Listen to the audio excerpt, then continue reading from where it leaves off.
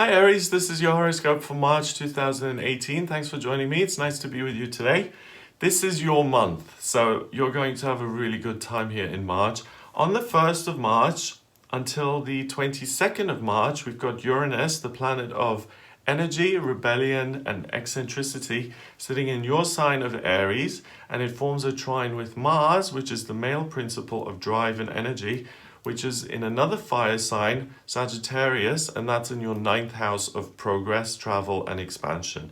So during the first 3 weeks of the month, you're really going to be focused on the future, getting what it is you want. So you're revving your engine, the wheels are turning, you're looking at what can I do travel-wise, how can I perfect my relationships, how can I find a new relationship, how can I move house, how can I find a new partner, a better place to work. All of these things are within your grasp and you're really ready to seize what's out there and what's yours. You really feel a sense of entitlement and a sense of power to achieve what it is you want and to actually get it.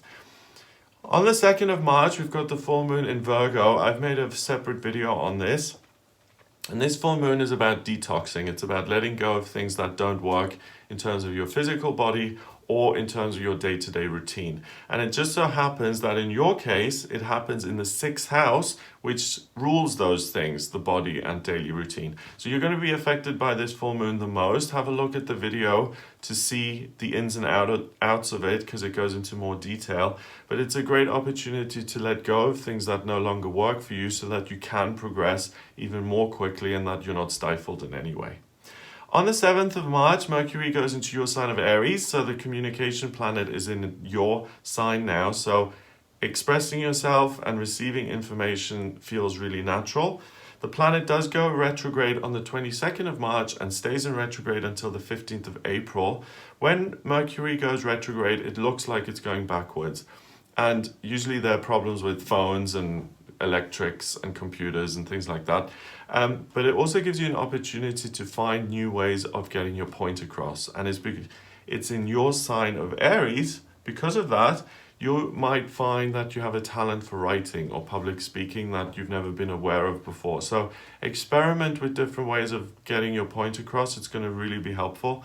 Mercury then stays in Aries until the 14th of May, which is amazing because Mercury only stays in each sign for about 3 weeks. Because it retrogrades during this time in Aries, you've got it in your sign for 2 months.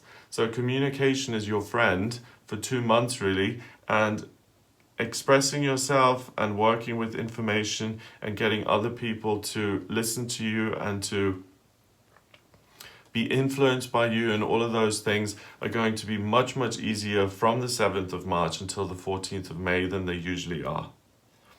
On the 7th of March, we've got Venus, the planet of love and beauty, also going into your sign of Aries in your 1st house. So love is something that becomes more accessible. You're able to take more action on it and progress with it. If you're single, this really helps you to find a new partner and to feel inspired and courageous enough to go out there and look. If you're in an existing relationship as well, it's easier to get what you want and to form and shape the relationship in a way that actually suits you and pleases you. On the 8th of March until the 10th of July, Jupiter, the lucky planet, goes retrograde. Now, when Jupiter goes retrograde, you don't look for good luck and opportunities in the external world. You look for them within. And because Jupiter is in Scorpio, which is the sign of going within anyway, you really see these wonderful ideas and opportunities arise from within you. So listen to your own guidance and your own intuition. It's going to push you forward and to realize your own hopes and dreams, which are going to come to the forefront of your mind very easily and very naturally. On the 18th of March, we've got Mars, the male principle, moving out of your 9th house in Sagittarius, and it moves into Capricorn in your 10th house of career, joins Saturn and Pluto. So from the 18th onwards, it's about building something and transforming your work so that it is more concrete and more solid. So the second half of the month, the focus really becomes work and how you can achieve the most in that sector of your life. You've got loads going on in Aries at this time. The moon is in Aries, Venus, Mercury, and Uranus. So pushing yourself in that area is really going to get you somewhere. So promotions, lateral moves in terms of your career, making getting a promotion, all of those things are within your grasp. So the sky's the limit for you, Aries. If you can think it, and if you can see a way to progress or to improve a current circumstance, March is the time for you to do it.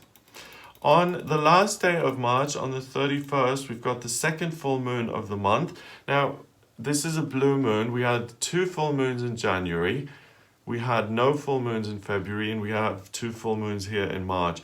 That makes it a much more high energy month, and high energy is what works for you. So with this full moon in Libra here at the end of the month, that happens in your 7th house.